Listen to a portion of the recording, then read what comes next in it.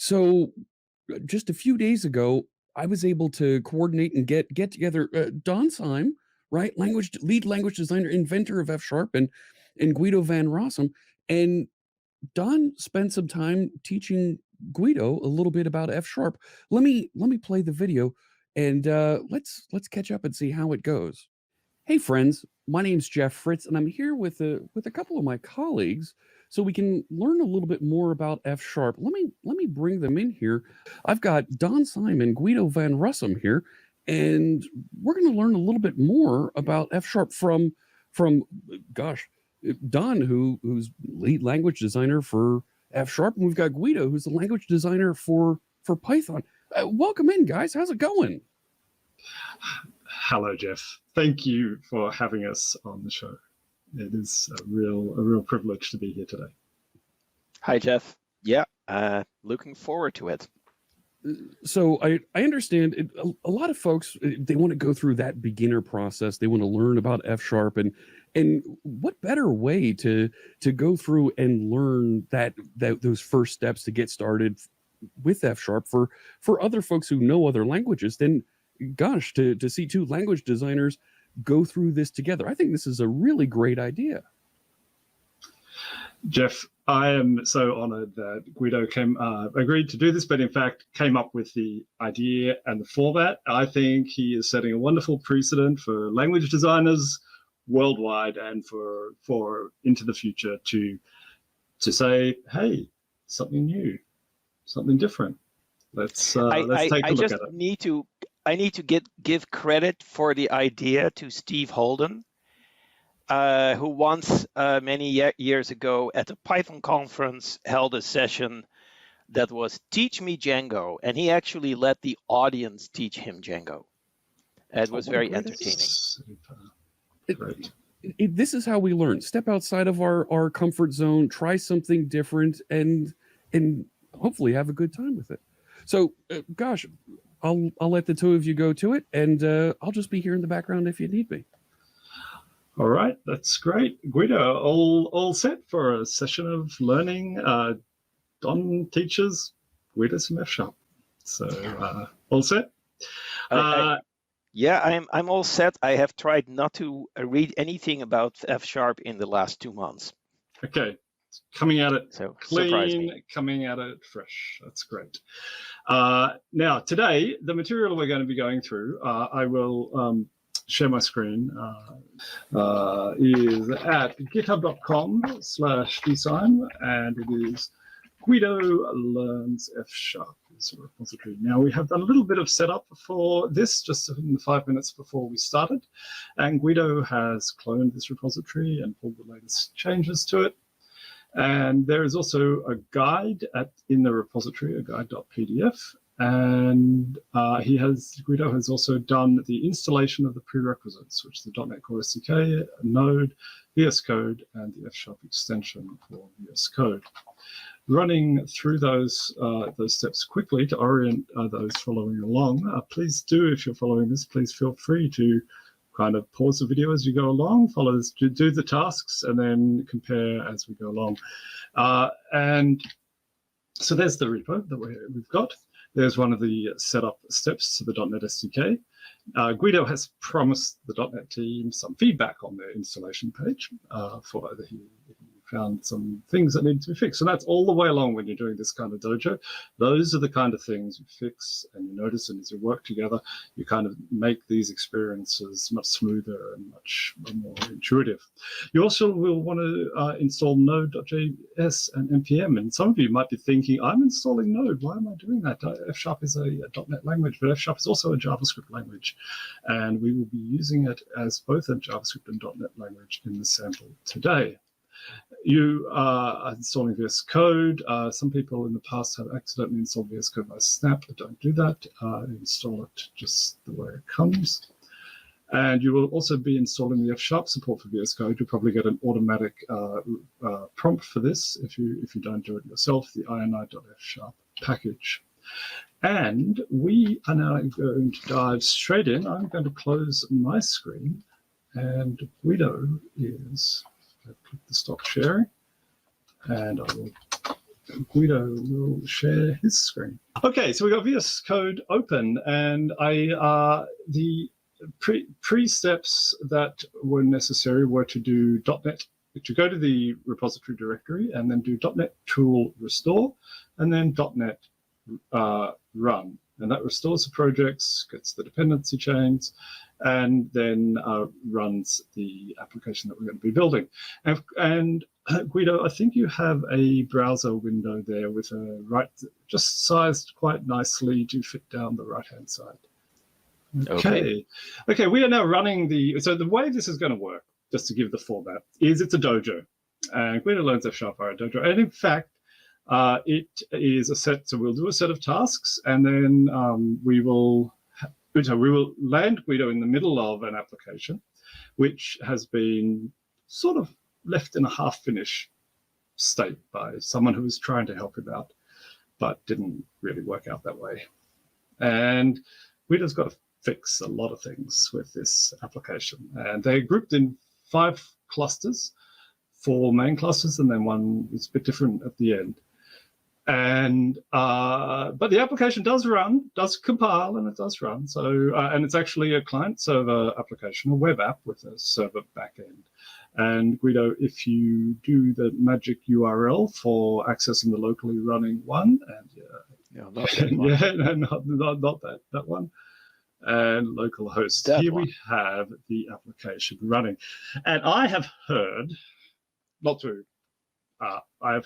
one reason we're pre-recording this, so Guido is having the amazing good fortune in 2021 to actually travel. And in fact, I've heard you're taking a trip back home to Europe. Is that right, Guido? That is correct. Well, we'll see about the good fortune. I understand. I've been bombarded with emails reminding me of all the COVID precautions.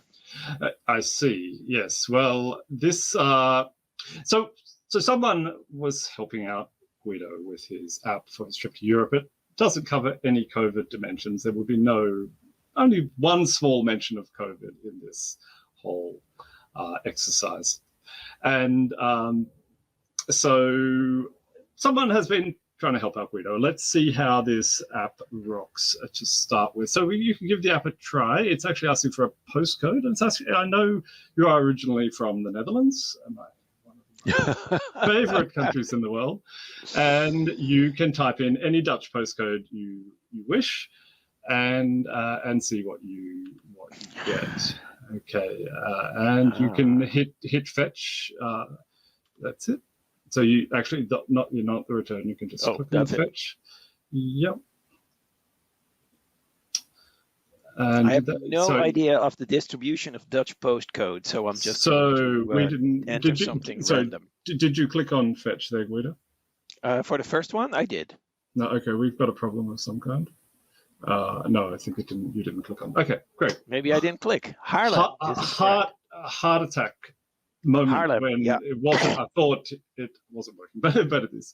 All right, that's grand. And feel free to put in a second stop here.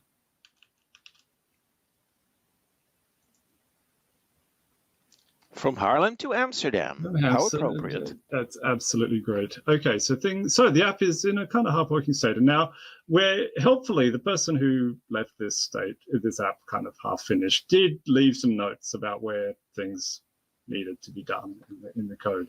So we're going to be using the search all code, the magnifying glass on the top left, or feel free to use all your favorite keystrokes. I know you're a VS Code user regularly in your Python programming, if I understand. So all the usual searching and should work just fine.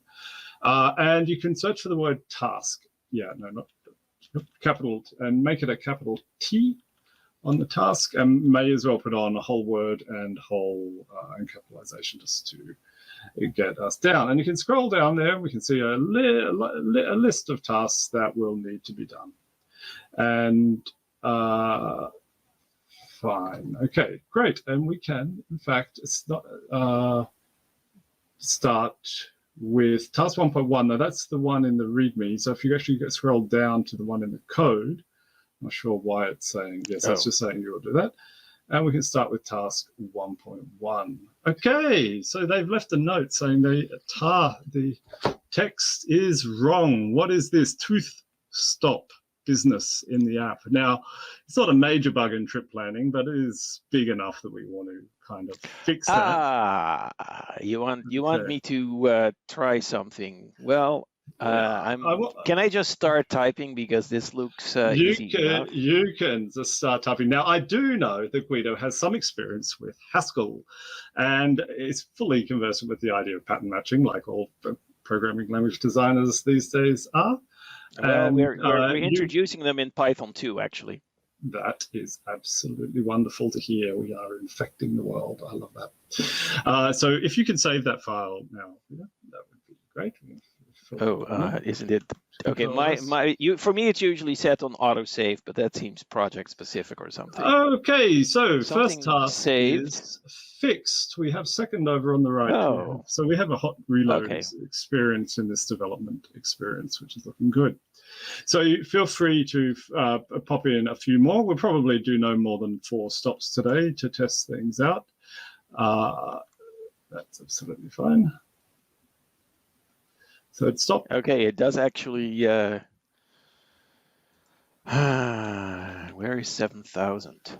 Oh, I guess enter doesn't work yet. Try another postcode. Okay. That means you got a validation error on the server side. Try another postcode. Yeah. Okay. Feel free to use the browser to look one up if you wish. You can use 1011 if you like. Ah.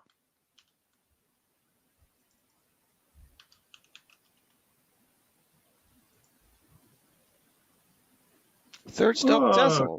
Okay, Excellent. That's looking good. Okay, and we've still got the fourth. The fourth is looking okay. In fact, after we don't need to fill in fourth. Yeah, no, I'm just gonna fix the layout there. Yeah, lovely, excellent. Even learning how to format F# code. That is excellent. Okay, task 1.1 is done. That's great. Let's move on to task. Oh, that is, huh? 2. Yeah, but these start nice and simple, and you can take a look there. Just two things above. That's it. Task 1.2. It's great. Yeah, that's very helpful. Okay. Okay. Now I think make the probably make the search box on the left a little bit narrower so we can see a bit more of the code. I think you can narrow that down until we see that. Yeah, that's it. And if it's possible, I don't know if it's easy to hide that bar down the right, that changes bar. I have no idea. Okay. I once knew, but we can make an excursion to configuration. Yeah, that's fine. Okay. Then maybe make the code one thing smaller so you can see your application and the like that. Yes, and now over on the right, make that we can see the application at the same time as developing the code. Since we'll be doing a lot of hot reloading, yeah, that's looking perfect. Yeah. It looks like I can make that quite a bit narrower. Yeah, you can. That's right. Okay, so task 1.2.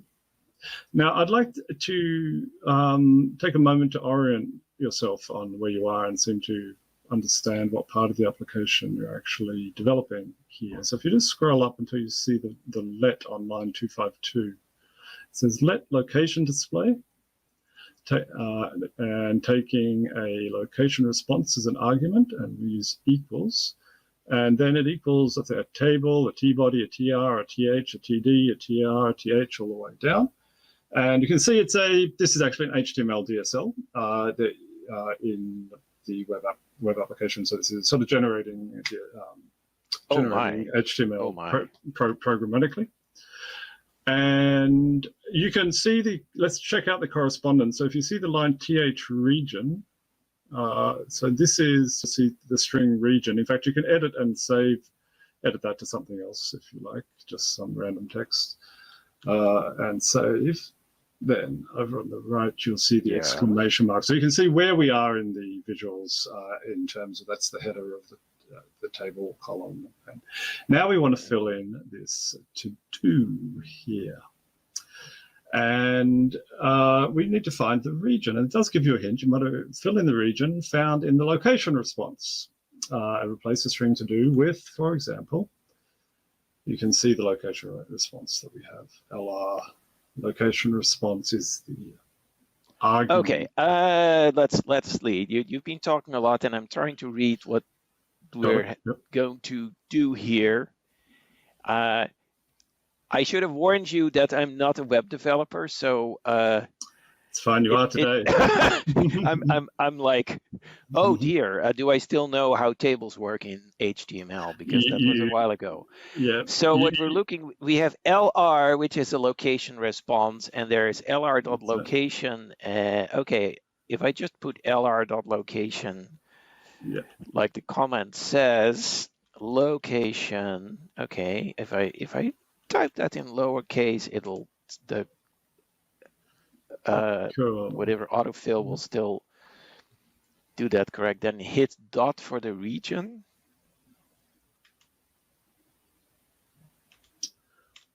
Oh, yeah, I had hit tab, not return. Okay. Yeah, that's the one. And let's see what happens when we save North Holland. Yeah, it's all North Holland. Everybody's just in North Holland. That's right. We don't know the postcode for Maastricht or one of the places in the south. Excellent. You've successfully become a web developer today, Guido, filling in content in an HTML DSL. So I guess we go on to task 1.3a. That's correct. We can go on to 1.3a. Okay, we have our only mention of COVID for the day, which is that we have distance to Heathrow. Now, as you know, COVID is running rampant here at the moment, and you do not want to fly to Heathrow. I can be sure maybe you're passing through. I don't know, but I think you'll be flying to Schiphol, which is... In fact, I did manage to find a direct flight. Lucky us. All right, indeed. Lucky. So, but that changing the text doesn't suddenly make it change. No, so where do we find? Correct. So save the text. That's right. And still save that. Okay. Yeah, just keep saving. Save off. Yeah, but now it's much more obviously wrong. Exactly. Nowhere. Nowhere. What I remember of Dutch geography. Probably nowhere in Holland is that far from Schiphol. Maybe it's right at the top right. I'm not sure. No, maybe Maastricht. Okay, so this thing distance to airport is wrong in some way, and we can actually search for. You can actually either. It's up to you. You can actually search for distance to airport if you like, or you can search. So you can see. Helpful. Yeah, so you can see the text. The number is coming from LR.distance to airport, and you can do a search for distance to airport. That's fine. Or you can actually do a right-click, go to definition, and on the search, could you put case sensitivity on, just so we get the actual. I always forget which one. Okay, there's that. And you can put on whole word as well. We won't want to do partial searches. That's right. Okay, so let's take a look in shared.fs. In the search list down the left, you'll see there are 3 results in the search for distance to airport.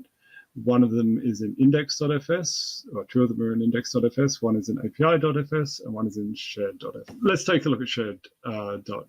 This one here. This is the definition of the type, which is the location response coming back. Okay. Okay, and now looks like a dictionary to me. Yep, that's right. It's just a dictionary record type, and that's right. Now we're looking at api.fs. If we take a glance there, we will see the distance to airport being calculated. In fact, you can see it being calculated here. So there's a reference to London. That's right. Now to change, that's here. Oh. For this one, I'd like you to do a right-click rename symbol on London, just so we start using. Oh, we're going to actually use a refactoring. Oh yes, you're going to do refactoring. That's it. I hate that, but sure. That's okay. Schiphol, it's good. And, it's still it's probably loading the code for refactoring because I've never used that in my life. yeah, good. But there it is. And you can now save that as you save as often as you want. I'm a bit of a saveaholic. It's kind of always saving my code. Sure, but we didn't change the let long. So exactly, task 1.3c, exactly. Let's just Google that.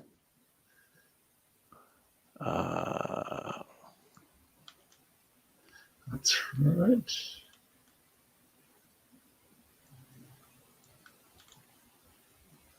And let's hope that Google just used decimal fractions. Okay, go back to this thing. Save. That's right. Now, okay, that didn't actually. Yes. Now you will have to make a new request over on the right. You'll have to, for instance, reload the page and enter some data. This is because you just changed the server part of the application, and you have to reload over on the client side and re-enter the postcodes. I see. I see.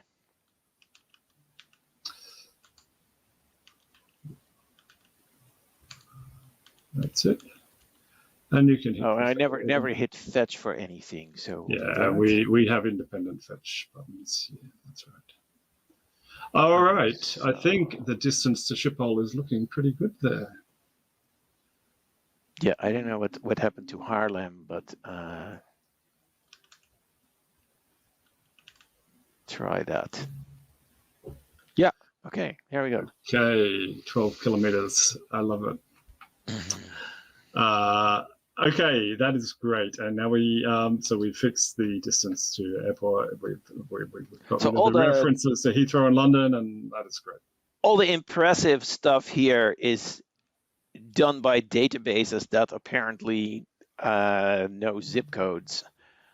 All right. Yes, we are using a web service that knows a zip code, absolutely. And I can dig into that in just a moment. Let's finish off on task 1.4 and then have a chat about the architecture that's being used and the motor programming and some of the language features we've been seeing along the way. Okay, some error.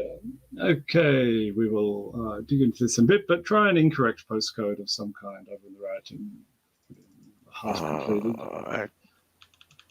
All right, now it is saying invalid postcode there, and it is saying it in green, and that is obviously not the color we want to use here. We'll just fix a color here, but the actual what we're going to be coming back to is actually your audience is not going to be able to read that, but it says invalid postcode. That's right.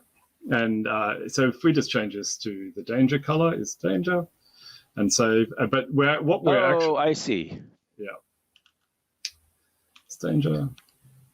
You actually have a sort of a little enum of various colors, or I don't know what it is. Is it an enum? Is it a structure? Oh, it's a generated API. Okay. Yeah. So it did automatically refresh when I saved there. Yeah, that is great. So that is our initial set of tasks, and that is absolutely wonderful that we've been going through those. Now I will. We'll talk about some of the things that we've seen along the way. And I just want to walk through some of the things we've seen along the way. And the first is that so much of F# programming is let.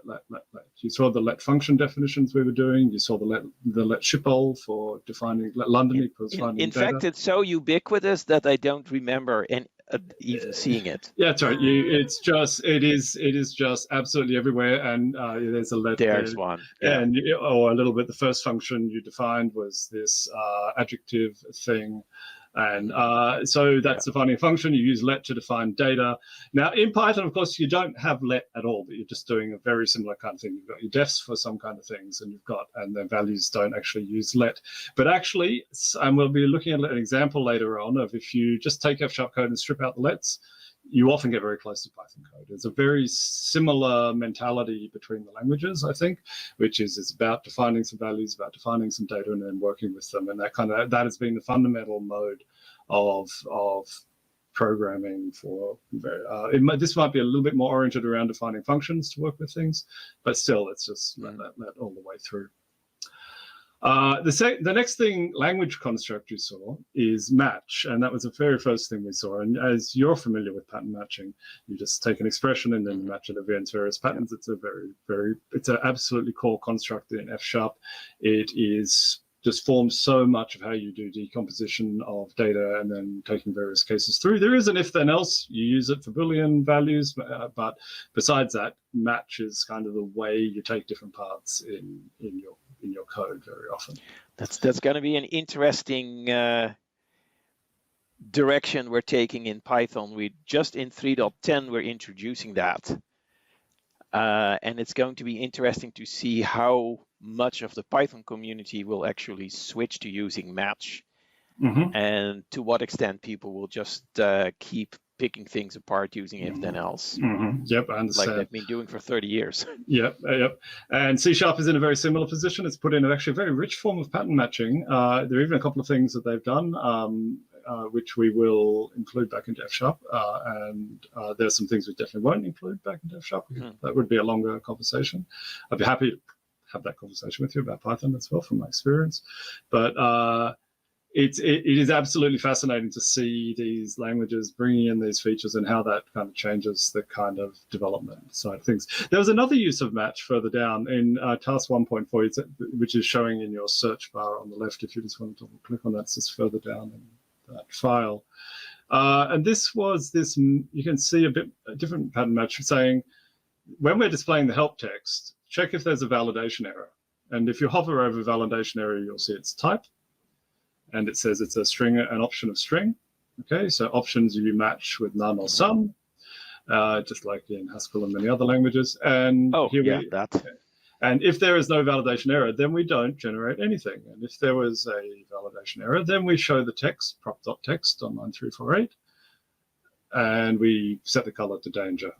Okay, so this is even when we're generating HTML, and we'll get back to this in a little bit more after task 2, even when we're kind of generating these structures, DOMs, we use pattern matching to work out what we're generating. I'm actually confused about what's happening in the sum error case. I understand what the sum error part does just fine, because that's like matching a pattern sum with a that has an attribute error, but I don't understand what the color.isDanger and prop.text error do. Is that things with side effects, or is that still part of your mini HTML?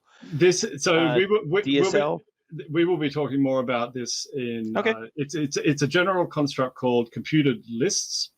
So if you look at on line 338, the help that you've got there, the kind of help and then the square bracket. It is generating a list, either empty list or a list with 2 elements. And so this is exactly like a very fancy generator. Yes. It is like comprehensions or generators on steroids, and it is a really powerful construct in F#. And if you actually look through this file, and we'll be talking more about this in a moment, or we can talk about it now. I suppose your language design eye spots this immediately. It is one of the most powerful constructs in F#, and it is incredibly good for generating data lists of all sorts of crazy shapes and sizes. And so is it? Yeah, I see. Is this help? Is that just an attribute on a property? Help. I think if you just hover over help, I'm actually not. This thing is generating a help React element. So one of the standard React elements for CSS and everything else is help. And so we're just generating some help, and then the CSS will look after how that gets. Wow, something in Spanish showed up there. Full name: Feliz Bulma help. We have some great members of the Spanish community. That's actually a really good place to segue into section 2, where Spain does appear. But before you do that, we just run through the lessons from on the slides over on the right, just to cover all of those. One of the other things you saw was dot notation. And so F#, you saw lr.location.response. You just saw it supports feels very similar. It feels similar. It's funny. It feels similar to C# in that it is static. Those property resolutions are static. They're not dynamic property bags. Like in Python, it is static resolution of the dot notation. Because F# is a statically typed language, and in fact, that difference between dynamic property bags and static. What is this bag word you're using? That sounds like pejorative. That's probably just sort of functional language lingo, but I don't know what a bag is. When I say property bag, it is just a technical term, meaning a dictionary. Okay, yeah. I guess F# people are more familiar with the term property bag. Yeah, but I have not heard that one before. Okay. In fact, they're probably using the term incorrectly, actually. So let's just call it a dictionary with either static keys or dynamic keys. If a dictionary has static keys in F#, it's called a record. Okay. If it has dynamic keys, it's called a dictionary. Mm-hmm. But we won't be using dynamically keyed dictionaries here today. We'll just be using records all the way through. Is that similar to how it's done in JavaScript? It's where object sort of you have two notations, but they map to the same underlying data structure. I need to check on that. I think it's similar to how it's done in C#. But I don't know C#, so that's not helping me. Right. Sorry. I know Python. I know just enough JavaScript to be dangerous. I've read them. Yeah. So I mean, when you move across to these statically typed languages, then you have to split the world, and it is one of the reasons why working in a statically typed language is a little bit harder in some ways than working in Python. You get benefits from it, but you have to split the world into what we statically know and what may kind of dynamically change. And in these, when you have a static type, like the one we saw for location response, it will be called a record, and it will have a static set of keys that don't change at runtime. And if it's dynamic, it'll be a different type called a dictionary, and they can change at runtime. Now, TypeScript is the leading language which kind of merges these two worlds together. F# keeps these worlds separate. You either choose in your coding to work in a static record, or you choose to work in a dictionary. But TypeScript is an interesting blending of this world. That feels familiar from C++, which I do remember a few things about. Mm-hmm. Got it. Yeah, and any attempt to statically type Python code is going to absolutely have to land in that kind of middle space, like TypeScript. Yeah. Yeah, we do it very similarly as TypeScript. Yeah. Right. You also saw some strings. We won't particularly go there with nothing particularly interesting, and we've discussed this now. F# is a strongly typed language. You can hover over things. The IDE knows your types and checks them on the fly.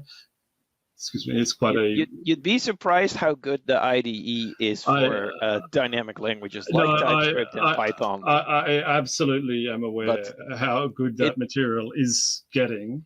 F# is like on the spectrum of kind of how much typing it asks you to get right before it runs your code.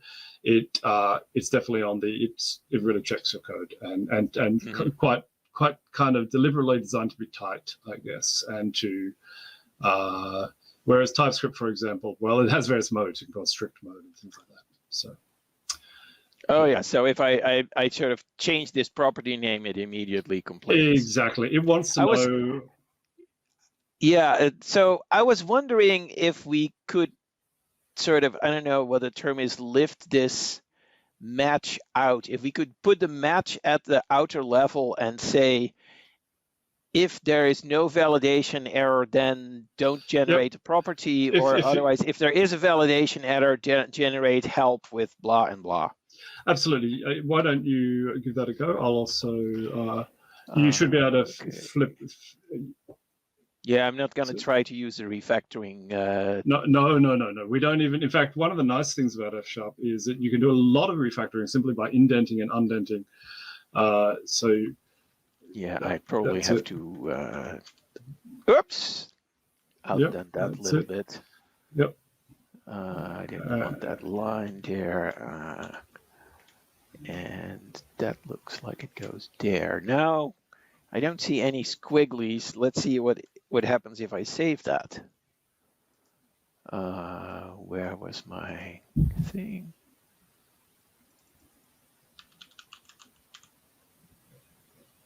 Yep. It says invalid postcode. And now it's not invalid. Yep. Okay, well that's actually pretty nice. Thank you. I think that does. We will. Excellent. I like it very much. The code is better. Oh. F# knows how symbols resolve. You just saw a rename, and so you can support these kind of refactorings. Which I'm with you, Guido. I don't use those refactorings that much. I do use rename refactoring. And it's not really the language that knows how symbols resolve.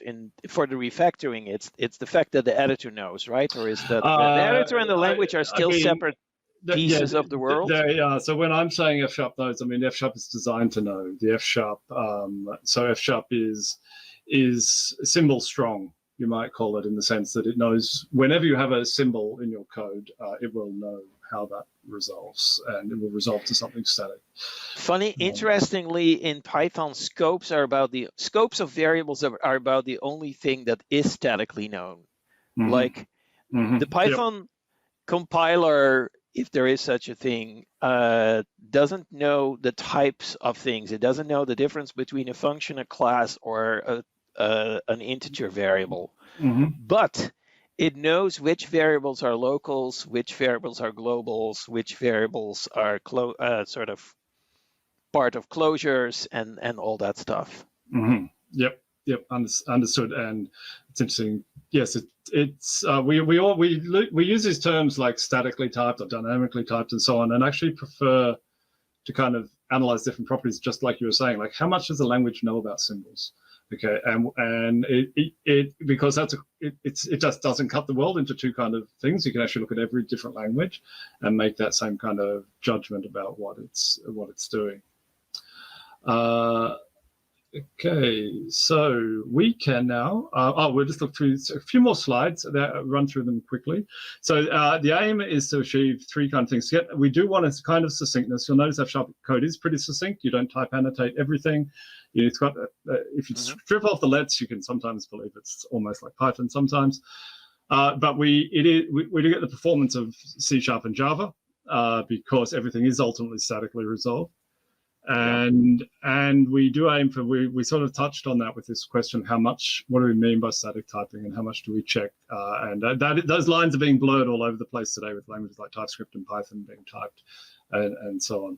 But we want a kind of robustness and a kind of, with a tradition, I guess, that's coming from the strongly typed functional programming languages. We don't think of... So let's clear up a misunderstanding. I somehow always thought that F# was in the family of functional languages, but you're not even mentioning that here. And I mentioned strongly typed functional programming, but F#, all these languages support functional programming now. It kind of comes from a tradition of the functional programming languages, but that's not what matters to me. What matters to me is the properties we deliver and the experiences we deliver with it. Right. Yeah. And I actually that makes sense. I've actually broken a lot of the rules of functional programming, and along the way, there's a couple of talks I can point you to maybe, or we could talk separately about that. There's a history paper on the early history of F#, and sometimes, we deliberately did things differently because in some ways we're trying to we'll credit the Pythonic kind of spirit and to bring it into the functional programming world. We're also taking elements of the object spirit and bringing it into the blending that with functional programming point of view. We do keep this emphasis on immutable data, or what we call functional first programming, where the place you start is with kind of immutable data, functions, and working with those. Okay, but then you bring in aspects of mutation. You can do mutation. You can do side effects in F#. You put a print statement in the middle of this. I don't know where it will print to in a web browser, but you could do logging and everything. It's a lot of things. Yeah, and we bring in object. So I mentioned object programming. So some functional languages like Haskell haven't really had their full reckoning with object programming. They haven't really kind of worked out how to combine the two. F#, Well, we've done that. it's sort of, yeah, there are corner cases of the type system that are deeply affected absolutely by that, right? Absolutely, and the major, probably the biggest part of F# is delivering a type system that kind of blends these characteristics while keeping this, well, to deliver these three key things. I just scroll down just to orient people. This stuff will be familiar to you on the slide. So this is our structure here. Some of the code in index.fs is the web client. It's actually being compiled to JavaScript. And so you're writing JavaScript in your, you can see on the top of the bar of the editor, you'll see index.fs is your current file. And this is getting compiled to JavaScript. And if anything in api.fs is getting compiled to .NET. And shared.fs is actually shared code between the two for validation code and things like that. So F# is absolutely a JavaScript language as well. The JavaScript tooling is provided by the F# community. And you could say marks in terms of delivery, we all contribute to everything. The .NET existence of F# is delivered and curated by Microsoft at full enterprise quality. Okay, the architecture we're using in the web client is called Model View Update. It's MVU. It's a bit like React. There is underlying is a model. It's got a view function that generates the DOM, and then that DOM gets applied to the actual DOM. Like the diff gets applied. And then you get a dispatch function which sends a message. It goes around the update loop, and it goes round and round and round. The important thing here is the view function is which you've been editing the bits and pieces of the ultimately packaged up into the view function. It's just a function that takes a model and computes a view, and it's just functional programming. In a sense, you calculate the view you want. So in lines 3 through 8, where we did that pattern match. And then you did your modification. You are calculating the DOM components you want, given a particular state of the UI. That whole thing is just a functional calculation. When I say calculation, I mean kind of, you know what I mean. It's just a pure function. Yeah, it's just yeah. It's sort of starting here, like that destination entry section. That just describes a piece of HTML. Exactly. Right? In fact, if you go to the bottom of the file, you will see the complete view function. That's it here. And it should add up. If you open up the app that we have in the browser window. Yeah, this one here. And the structure should sort of matter. It should match. We have a model coming in. We have a dispatch function, which is a function which allows us to dispatch, and that's at the top of the view function. The arguments to the view function on line 436, and so on line 436. So you see we've got a model. Takes a model. And the dispatch is a capability to do dispatch. It's a function which you can dispatch new messages with. Okay, that part of the syntax is not super clear to me yet. Okay, so the view is a function that's being defined, and it takes two arguments. Okay, it takes a model and a dispatch, and so I'm confused why the model is in parentheses and the dispatch is not. The model is in parentheses because it's got a type annotation. Oh, oh, that's so different. Yeah, yeah. So it's because in Python you would just put parentheses around the whole argument list. That's right. So a lot of I see. Okay, I'm getting the syntax now. Cool, great. Yeah. In fact, why don't we take this as a well? I was just going to mention is if you look at these lines, I guess line 445, line 448, line 452, you can see us laying out the destination entries. And yeah, then, here's a for loop that I guess the destination entry is the sort of the input box where I type the zip code. It's the whole of one of those boxes. Yes, that's right. Yeah. And we always on line 448 we always add an empty one at the end. Okay, that's where you add more. Okay. I see. And then on line 4, Okay, so 5, I see what you mean by that. The sort of it's comprehensions on steroids, because you have a comprehension part here. That's those 2 lines. Yep. And then you have just one extra entry. Just an extra one. That's right. And in Python you'd have to use a star and some extra parentheses to do this, to sort of combine that. That's right. And and so some of these languages have these generators, which are very good at doing this sort of thing, yield, or whatever other syntax they use. And I know Python has things like this too.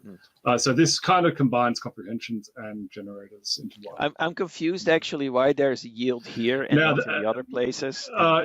This one has a yield bang. This is because it may produce, the way destination info section is written, it may produce multiple entries. If you want to yield, so destination entry section just yields one element. But if you want to invoke something to yield multiple elements, you've got to make the yield bang explicit. Okay, if you look at the type, so are you saying that we don't really need the yield here? Could I just get rid of it, or will it not work? It won't work, because you will be told, hey, this thing, the syntax is telling me this is yielding one element, but this is actually yielding multiple elements. So you can take it out if you like and see the error that comes up. I probably regret how bad the error. Yeah, okay, the error is not that great. Could you put that back in? that error message is not the best in the world. Okay. And so we don't need that in the previous, the first section, because what exactly? If you hover over destination entry section and take a look at its type, you'll see that it's React element. It's producing a React element. Now do the same thing for destination info section. You'll see it's producing a list of React elements. Okay. Okay. So the yield, in a sense, is sort of flattening that list. Exactly. Yeah. Okay. Yeah. So you kind of got to. Yeah. Cool. That is great. We've covered a lot of topics that we're actually doing. I think we're not going to get to task 5, right? We will get to task 5 because we will skip task 4. So let's do task 2, and I'll take a glance through the lessons along the way. Okay. And one problem: we would like to add maps for each stop. Yeah. Whoa. There's also a weird thing here that I think that is just because the line is longer than. Yes, it shouldn't. Yeah. That shouldn't be there. You can delete that. Those 2 characters out. Yeah. I thought it was funny extra syntax, but then I realized it was green and there was no line number. Okay, so what do? We add the map widget. Well, I'll just type map, and it does tell you what function you will need to use to create the map widget. If you look at those instructions, it gave you a bit more information. Yeah. Map display. Yeah.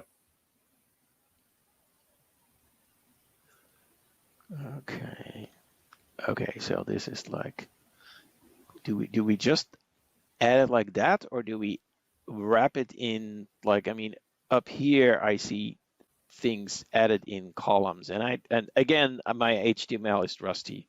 This is not HTML. This is a DSL, F# DSL for HTML. Yeah, I know, but it maps to HTML, and so, yeah. but that, for most people that is helpful, but for me, you still have to explain what the structure of the syntax of the DSL is, and so I'm just going to type map display and. Yeah, so 415 gives a pretty good guide, which is where line 415 gives a pretty good guide to the sort of thing we're going to want. So that's laying down a React element for the location display. And we can give it, we can use location again. I don't know if a location is a location response, though. You can, if you're interested in knowing, you can hover over on line 415 and check out what the type of location is. I have some kind of Git thing. I don't know why it's in it, but at the bottom it does say location response. Yes, there's the val location. Okay, Is okay. Well, then I'll just type that. Grand. And now I'm curious, is that all we need? That is all we need for task 2.1. Okay, and now we have to refresh or not? Oh, wow, and it shows a map for Madrid. So, Okay. wow, fascinating. Do they all show maps for Madrid, or? Oh yeah, the map widget needs to be told what to. And you've predicted what task 2.2 is. Oh, well, let's go to the definition of map display. That's fine. There's the task 2.2. Great. It's the pigeons map. Yeah, we're using a pigeons map. I don't know what a pigeon is, but I don't know what a pigeon map is either. I cribbed this from another dojo that the community developed. You know, what does the word dojo mean? My teenager goes to a dojo and they practice martial arts there, but I don't know that this doesn't feel very martial what we're doing here. Okay. Or maybe it is. That's the battle of the language designers. No. Map.center. We have an LR dot. Probably that location again. And I made that same mistake again. Yeah, does not look like it likes that. Oh, it wants a lat long.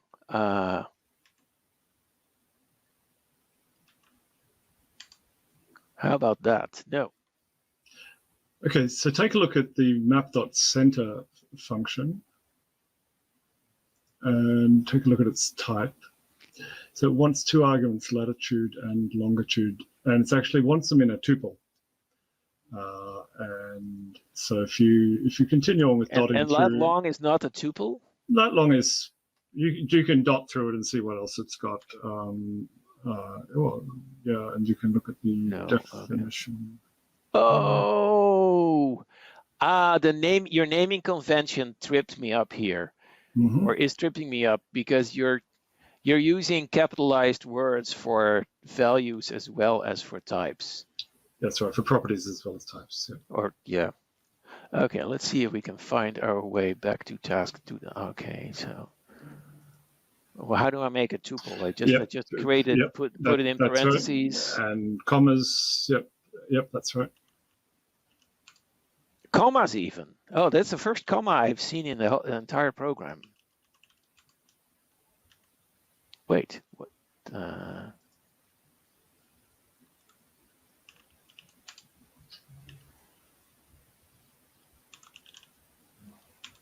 Man, I wish that there was an X and a Y instead of such long words, but that's an API.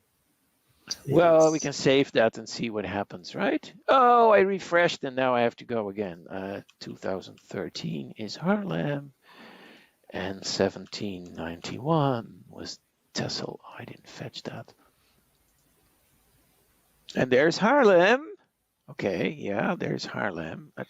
The scrolling is that we don't care. And there's the beautiful island of Texel where I spent wow, a few days with thousands of other German tourists. Okay, task 2.4. 2.3 is there. You might want to do that one. It takes 2 seconds to do. Oh, that update the zoom to 15. Really? Those were a little bit far, so that will. Oh. Okay. Oh, I see. Okay. And task 2.4, create a marker for the map.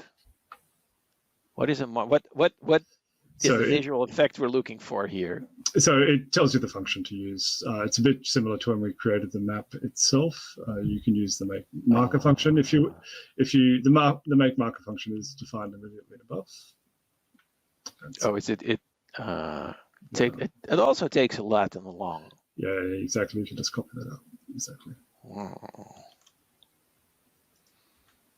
I'm gonna randomize it a little bit. Let's see if that is noticeable. I have no idea how much that is in meters. I think that was good. You just put it off. Yeah, you can fiddle with that. Yeah. That is probably going to I think that be very sideways. Yeah, off the map. Yep.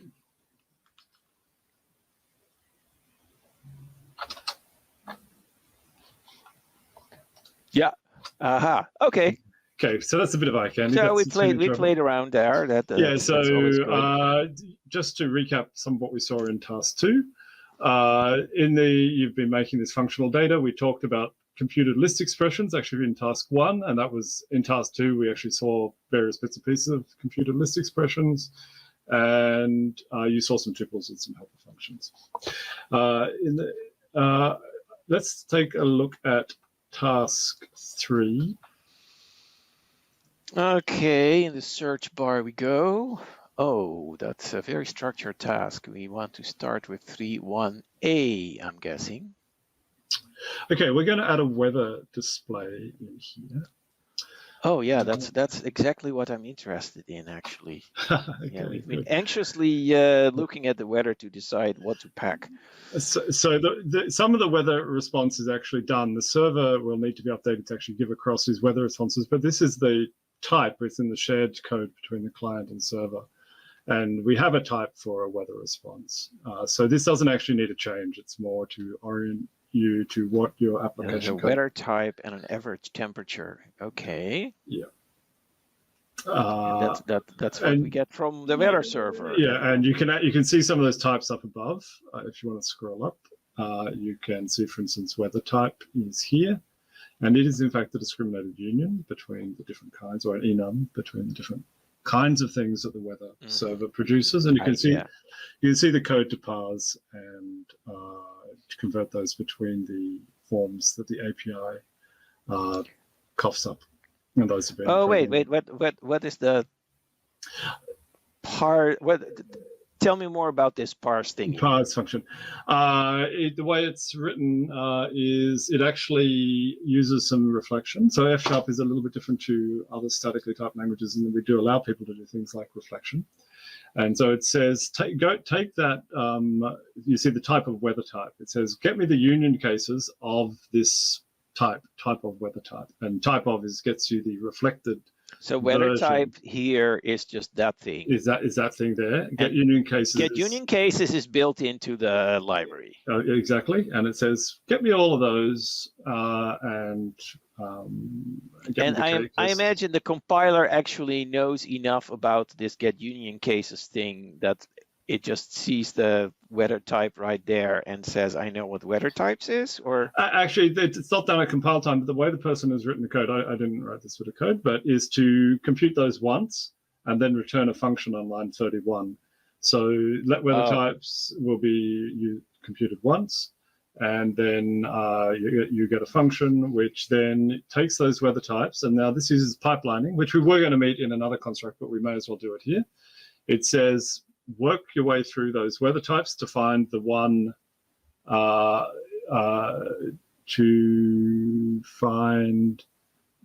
matches the string, except it also does some hacking to replace spaces with empty. Okay, I don't know the priorities of the operators, so I can't actually parse the argument to find. I see fun and an arrow and an equals, and I don't know. So fun what is what. Fun. I'm sure that's a lambda function. That's fine. Could you? Yeah, that's a lambda function, and W is the argument, and then the arrow points to the expression that. And so my question is all this sort of that's one the return value exactly. Or yeah, it's okay, so it's not grouped like this. No, that's right. It's one Boolean typed expression. And and the other thing is this single equal sign is actually an equality comparison. That's right. So, that's going to take some time getting used to since every other language uses 2, huh? Exactly, that's right. So it does. Okay, so there's a find function which is part of the array data type, which takes a lambda argument that is a selector. That's right. So it's fast. So and it essentially looks for things whose name equals S except with spaces removed. that's right. Okay, so maybe there's a string that it would be light space rain, and that will map to that.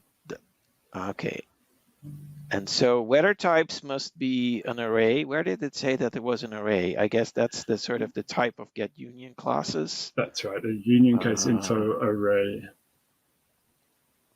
Okay, union, and when it says here, oh, I can't point. Oh well, when it says union case info array, that's sort of, that means an array of union case info. That's right. Okay, and so now the pipelining is we select items in weather types and we still return an array, but it has fewer elements in Python. Array.find actually returns the first element that finds. And so then it's no longer an array. I see. That's right. So and then it pipes that into a new lambda, which it consumes the result, which is called U on line 34. Oh, and so that U is the first thing in the array. Mm-hmm. And why would we want that? It's a union case info, and then we actually want to we've got the reflected info. I see. That gives us the whole union case info. Yeah. And then we use the reflection again to we actually make the value. We actually we go out of reflection back to normal values. So we actually say, give me the actual value for that union case. Okay, so we get a weather type value. We cast it at the end. That's that funny colon question mark greater than operator. And in the end, we get back that to thing is a cast. It's a cast, because when you're working in reflection, you're just working in the world of object and type object. It's not strongly typed. Mm-hmm. And then we're getting back to the strongly typed world. And so what we're getting back is a union of U or the empty union. That's an empty array. Oh, an empty array. And so we're actually making the union, but in F# and like other functional languages, the discriminated union, the values can carry data as well. In this case, none of them carry data. So if we look at snow, sleet, hail, thunder, none of them carry data. So that's why that's empty, because we don't. Oh, the empty array is just the data that goes with you. That's right. The objects are coded. So make union doesn't make a union type, as I naively misunderstood the language. No, it makes it makes a value. That's right, a union value. That's right. It makes a union value, which apparently all union values must have some kind of uniform runtime representation so that you can safely cast it back to weather type. Exactly, that's right. And it's checked at that point.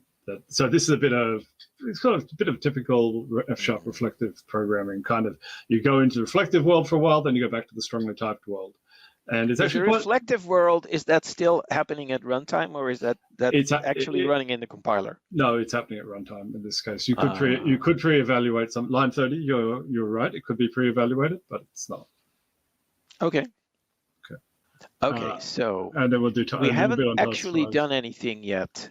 No, that's right. This was the type orientation. You don't have to do anything at this point. But if now we go to 3.1b. When we fetch data from the server, also get the weather. Yeah. So you want. So now we're updating the type. That's right. So you're adding some more to this record type. How about that? That sounds great. Is weather a good name for it? Well, it seems consistent with what we have before. Could you go down to problems now? If you look at the bottom tab where you have your debug console and there's a problem indeed. Okay, so you can single click on this, and it will say you are missing some data here. That's nice. That sort of. That problems tab exists for Python 2, but I never use it while I'm coding. Basically, I use it to sort of make a separate pass to get the types right if I use it at all. Yeah. Here, of course, it's always directly relevant. That's a super useful. You have it open, and your game that you're playing is to get down to 0 problems, and then you run. Yeah, Okay. it's almost a little. I don't know. It's not enough in your face, but that's for the VS Code UI designers. Exactly. And I'm sure they will just tell me, oh, there's a CSS property you can change to make it red, and then I'll go, oh, sure, never mind. And I'm not gonna not do that. So what was our task? Return the weather. I just have to fill the weather field, but I don't know where. I probably have to let weather is something first, right? You can fill it in and get it undefined. Yep. Yeah, and then I don't know, probably here we. Yeah, you can copy that line and adjust as appropriate. Okay, your indentation is off by 1 there, and that will matter. That's weird. Oh, your comments are indented more than your text. Exactly. That's like nasty. Yep. You don't have to do that, right? Comments don't have. What is the policy about indentation, by the way? So it's indentation aware. That's why you need it. That's why the language looks quite Pythonic in some elements of it. So the comments are ignored during indentation analysis.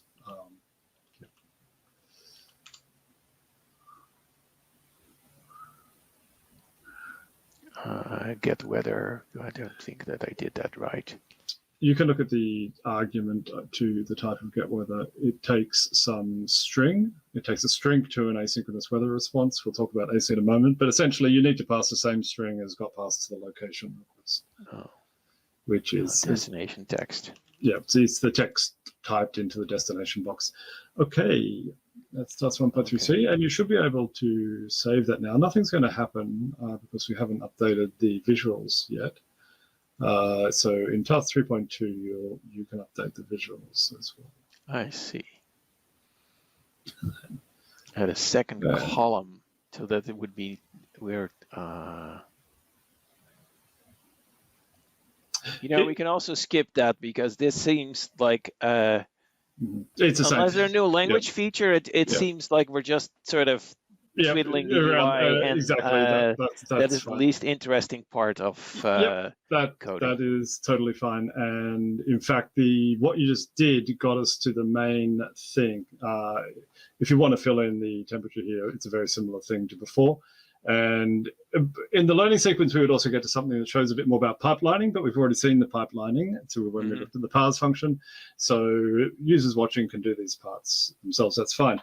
What I did, if you go back, navigate back to where we had, back one more to task here. So you'll notice that this is actually an asynchronous function.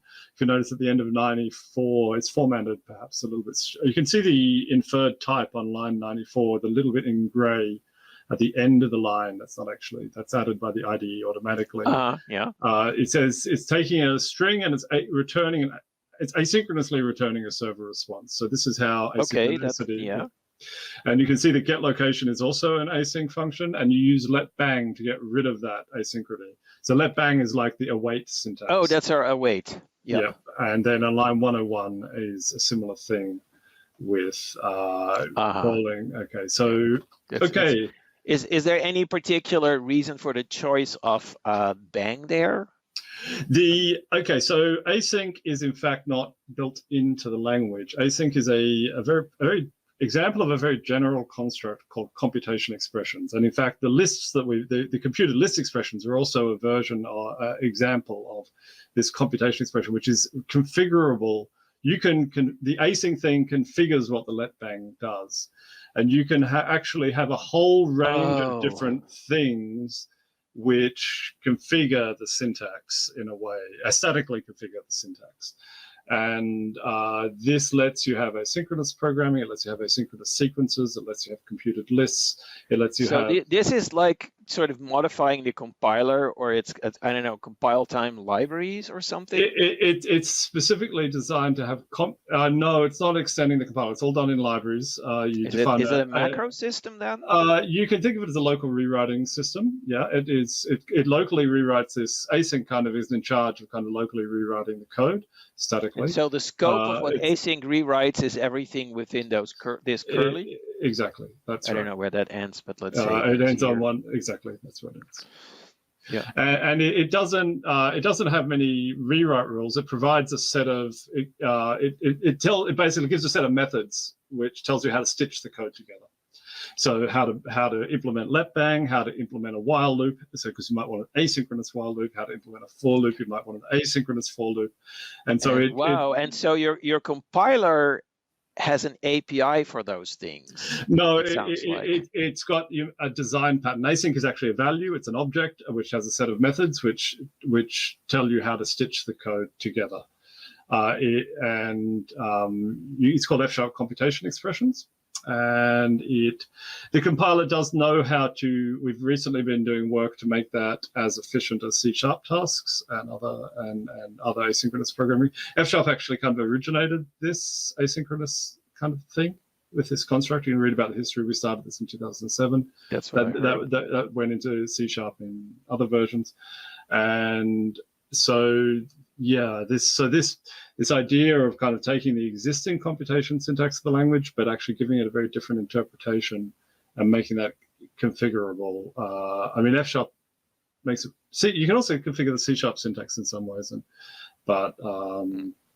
yeah, it's a super powerful construct, and we use it for tasks. We use asynchronous sequences. We use it for computed lists. We use it for parser combinators, and a whole range of other kind of computation expressions. And so let bang is just like, it's the variant of let that this design pattern is allowed to overwrite. Yes, if you go async and then if you hit dot after the word async, okay, because async is just an object. And then you'll see its different methods. And the first one is bind, and that is actually let bang corresponds to the bind operation. And the bind operation stitches together. And you can see the other things. You can have try finallys in async blocks. You can have try with. You can have while statements, and those are asynchronous whiles and asynchronous try finallys, and so on all the way down. And each of those are the function that guides how the async implements that construct. And you can write your own. And actually, people do this. There's an excellent guide. And because everything is statically typed, the compiler sort of. I'm still curious how the compiler sort of. How much of the definition of async the compiler needs to read in order to know what to do here? It knows it all. And so when it comes across the let bang construct, it says, oh, the builder on there, so that's called a builder, async, has to have a bind. And if it doesn't have a bind, we're going to fail compilation. So for instance, if you tell you what, after line 95, somewhere like, put in a new line and do yield space 1. Space 1. Okay, so now you get an error, and you see the error. This control construct can only be used if a computation expression builder defines a yield method. And it doesn't. You can't just, if it was an asynchronous sequence, it would have a yield method, but it's not it's an async. And you can do a return, but you can't do a yield. Okay. So, okay. So you can see on line 110 where we return the overall result. Yep. So there is in fact an API that async has to conform to. There's a design pattern, you might say. Yeah. Why do you not call it an API? I guess because it's actually a whole range of different design patterns depending what you do and don't have. I would guess you might call it a compiler known design pattern. C# actually has quite a lot. Sorry, what was that word? Compiler something? Known. So a design pattern that's known to the compiler, that the compiler explicitly looks for. It's a bit like disposable in C# and F#. It looks for. Oh wait. Well, again, I don't know C#. enough to Mm-hmm. for that to help me. But when you say design pattern, I think that means like a set of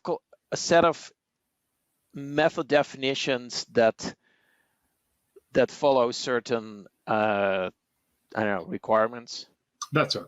That's right. Okay, and not calling that an API is because API in your world already has a more precise other meaning. Yeah, an API would be a package or a library. Yeah.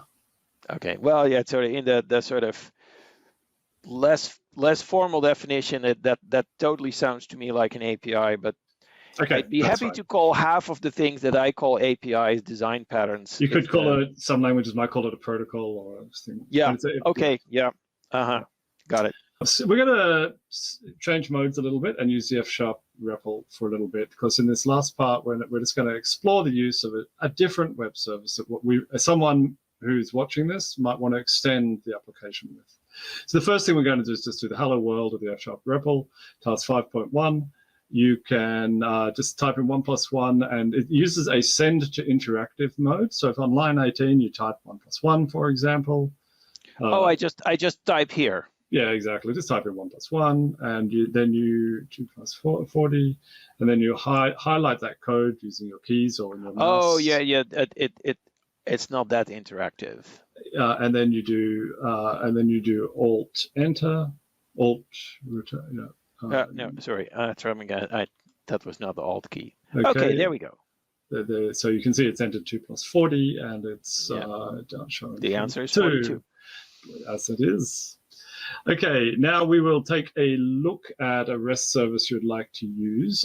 If you want, we're going to skip task 5.2, because this is where you just basically look at what this REST service is giving us, and you'll see it says find nearby Wikipedia JSON and api.geonames.org. So this web service actually just returns us some JSON with some interesting points that are nearby a particular latitude and longitude. And you can see the latitude and longitude has been in that URL. But we don't need to click on those URLs because we'll skip through that. But basically, imagine you've seen a bit of JSON that comes back as a result. Now we want to take a look for a package. So if you could pop along to your browser and go to nougat.org. I've heard a lot about that, but I've never actually had an opportunity to use it. So let's see. It's a package system package manager, and if you type in f#.data into this, it is a good package for doing web requests and like for f#.data. You'll see the top result there is, you can click on that there, and you can actually click on script and interactive in those tabs where it says package manager, .NET CLI, package reference, packet CLI, then script and interactive. Just above. That's it. And you can copy out that text. That's it. Copy that across, and don't type it in the REPL. Keep it in your document up above. F# is a very we put it that's here. Fine. That's fine. Yep. That's fine. And you can highlight. Sharp character mean? That means hash is like a meta command, like extend the static environment. It's kind of static because it's still a static language, and so you have this hash reference or hash load. So things that are done. Like extending the references you have. So you can highlight that and execute it. Oh, I can't just type it down there? You can. We don't use that mode in F#. I mean, people can do it, but it's more like a notebook. And in fact, we can talk separately. F# supports like Jupyter notebooks and the like, and you can use it in VS Code. One of the things I'd like to notice. Something. Yeah, it's got the package, and you've referenced the package. Yeah. So one thing I'd like to call out here is it's got the strongly versioned references in scripts, so your scripts can pin down the exact version of packages that they depend on. For better or for worse. Yeah, and they can also you can leave it undefined. You can say bump to the latest version if you want. And you can also pin down the exact .NET runtime that is being used to execute the script in a separate mechanism called global.json. Okay, finally, we're going to crack that web service, and we're going to get some types for it. So I've actually given you the code for this in task 5.4, where we open the F#. Open is like using or import. I see. We call it open. And we now have so this is using a great feature of F#. It's called F# type providers. And F# type providers allow you to point to an external resource and get a strongly typed API for that resource. Okay, so in this case, we're giving it a sample from this web service, and this is you can take that URL if you like and paste it into your browser, so we can take a look at the sample that we're getting.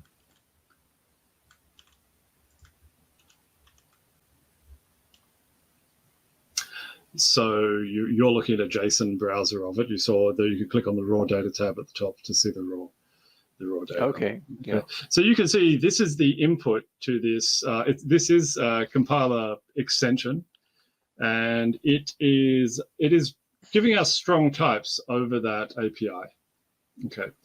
So at compile time, that means if you compiled this script, it would actually go and make a request to that web service to get the sample and use that to guide the generation of types. Okay. So this. Yes, it's a. If the sample doesn't include a certain optional field, it will not know about that, right? That's exactly right. Now, fortunately, the way these REST APIs are nearly always documented is to give you a sample URL which shows the full output, basically. Yeah, the full possibility. Yeah. Okay. It sounds like that. Sort of the APIs need to be designed in conjunction with the concept of generating the API from the example. You can also give JSON text instead of the URL, and it will use that instead. So you can pin down your schema. Okay.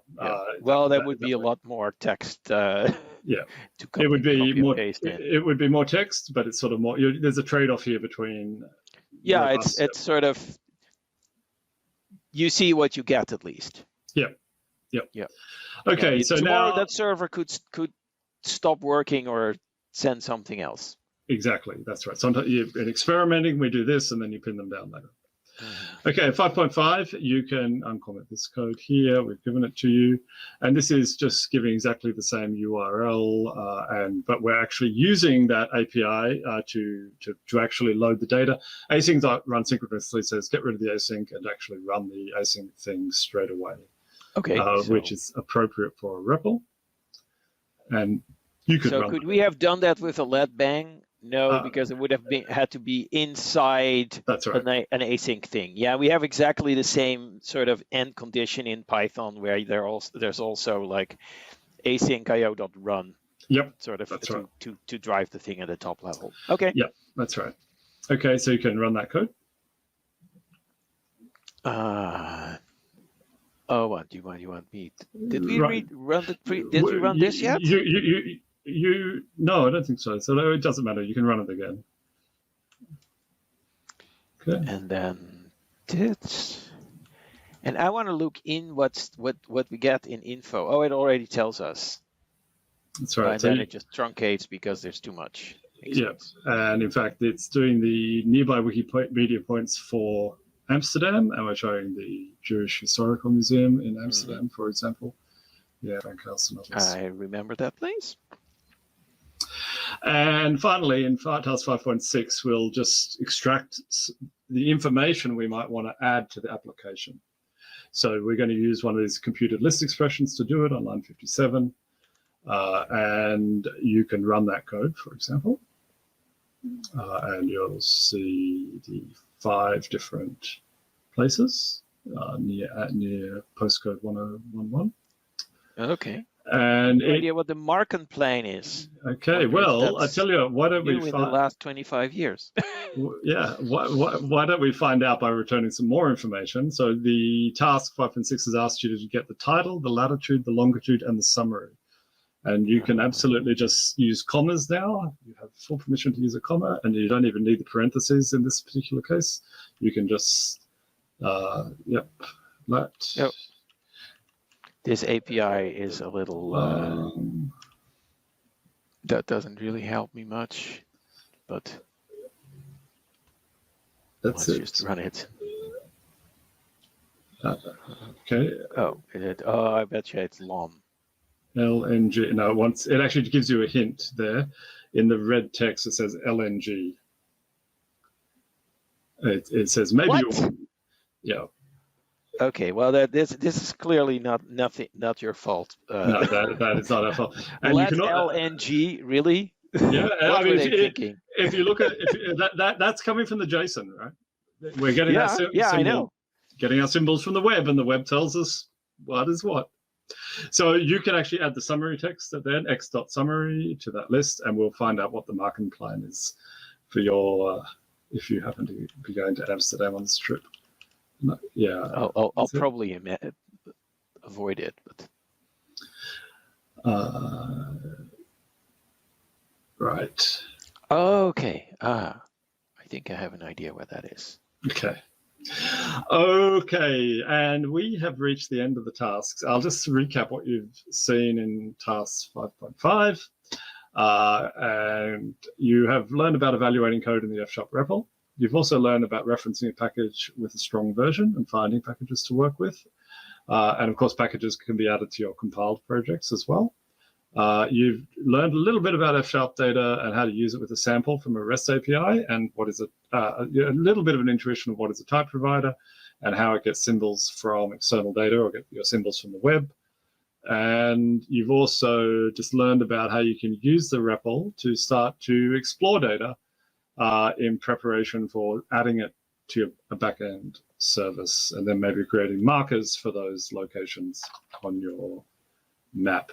Now in the REPL, yes, very good. You actually need 2 semicolons. It's a relic of the origins of F#. That is. Okay. Yeah. Now I know why you recommended that I not try that. We've always taken a document-oriented approach, which fits so well with this notebook kind of programming.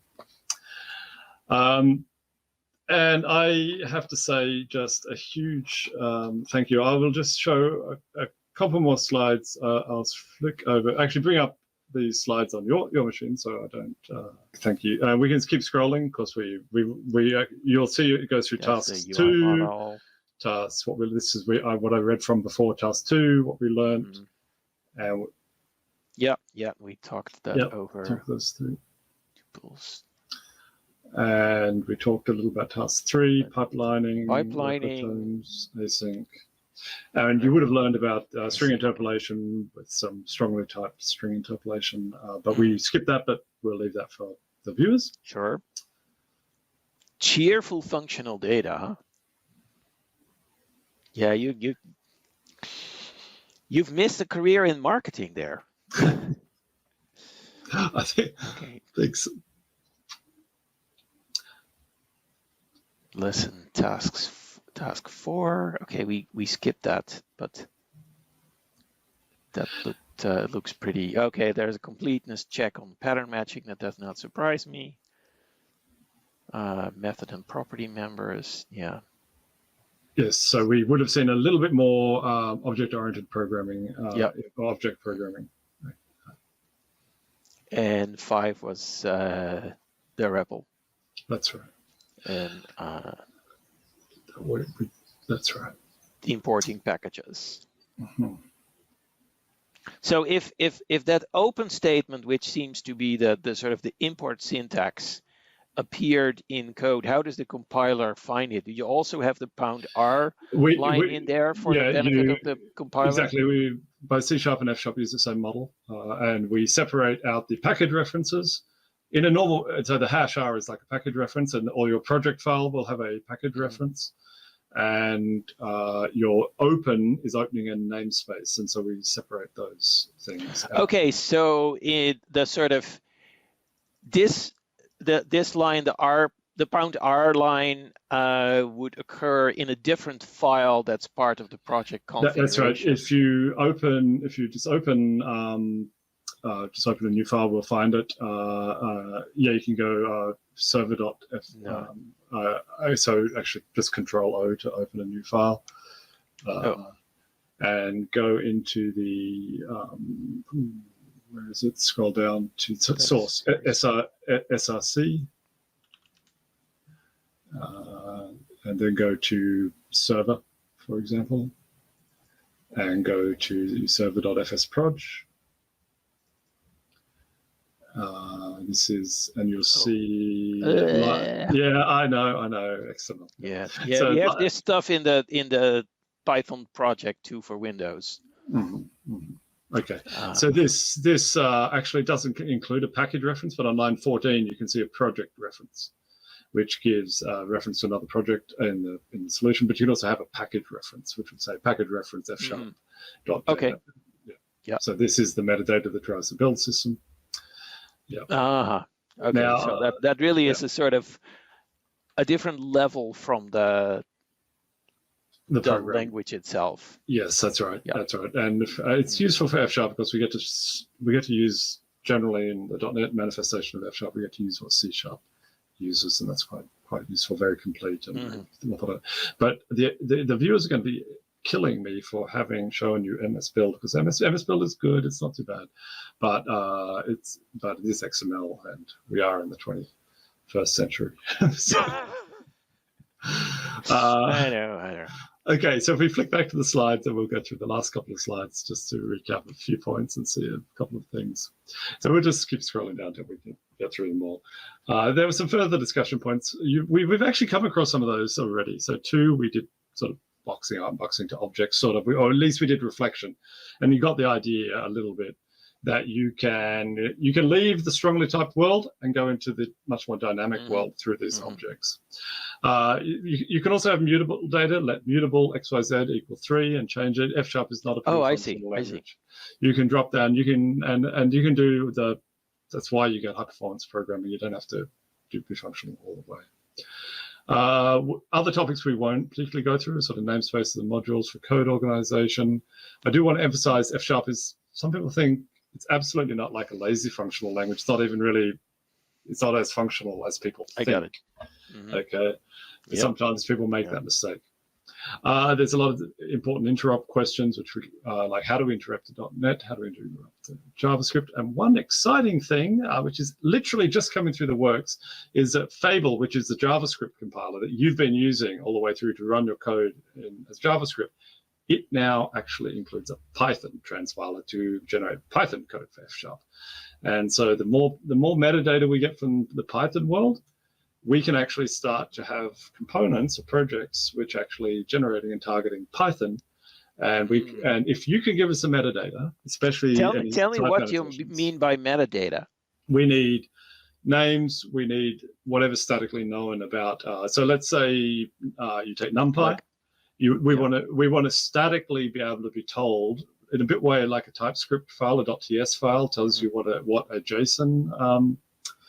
What a JavaScript library gives you. We want the same thing for Python, as much static information as possible. What you're looking for is typeshed, which is a repo in the Python world that has definitions for many libraries. I don't think that NumPy is there. There is a more general concept of a type stub. I know there are people working on stubs for NumPy. That's right. At the moment, we're struggling with some features that we need to add to the type system before you can describe more useful things of NumPy. I mean, but your compiler should be able to start reading those stubs already. That sounds great. Now, I'm not actually doing the F# to Python transpiler, but absolutely the Fable people who've just started to work on that will be, I'm sure, super excited to be to be bringing F# into the Python world as well, and to have components. So we love to interoperate in F#. We do that through a whole bunch of different means, whether it's libraries or whether it's transpilers or whatever we do. Cool. I have included the information that we haven't used a .NET Interactive or Jupyter Notebook. I did think about using that as the way we would do the teaching, but I thought it was a bit more fun to take you out of your comfort zone and get you into the web programming kind of space. And I think that was... Well, notebooks are also completely alien to me. Okay. Yeah, right. So that good. And just as well. I have also just included a little bit of machine learning code, because Python has got obviously a lot of association with the machine learning world, just to show you that thing about how Python and F# are actually quite similar to each other. So just to take, this is a Python GCN, which is a convolutional network. The G stands for, sorry, I'm having a brain blank. It is whatever it is. Here's the F# version. Yeah, and that's right. Probably generative convolutional. It maps almost line to line.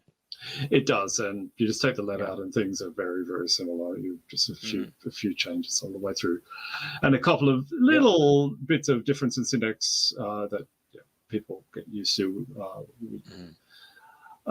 And that, I think, is the last slide we have. And the next slide will just say a huge thank you to you, Guido, for the time you've given the F# community today and the programming languages community. And it's been, and .NET Conf, it's been an absolute pleasure to have you. It's been great to be learning a new language. I'm glad you have enjoyed the day. And we wish you well on your trip to Europe. We hope you discover old places, new places, and have a wonderful reunion with your family. That's the plan. And friends, which we're also longing for after what's been going on. So thank you again. Isn't that the truth?